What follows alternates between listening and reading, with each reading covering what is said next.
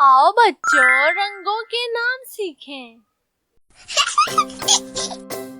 ये गुब्बारा सब्ज है।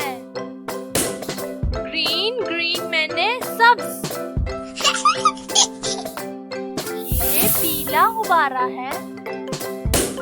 येलो येलो मैंने पीला। ये सुर्ख गुब्बारा है। रेड रेड मैंने सुर्ख। ये नीला गुब्बारा है। ब्लू ब्लू मैंने नीला। ये काला गुब्बारा है। ब्लैक ब्लैक मैंने काला। ये गुब्बारा सफेद है। वाइट वाइट मैंने सफेद।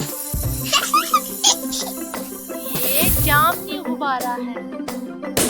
पर्पल पर्पल मैंने जामनी। ये गुब्बारा स्लेटी है। ग्रे ग्रे मैंने स्लेटी। ये नारंगी गुब्बारा है। ऑरेंज ऑरेंज मैंने नारंगी। ये गुलाबी गुब्बारा है। पिंक पिंक मैंने गुलाबी। वीडियो पसंद आई है तो यू किड्स को सब्सक्राइब करें।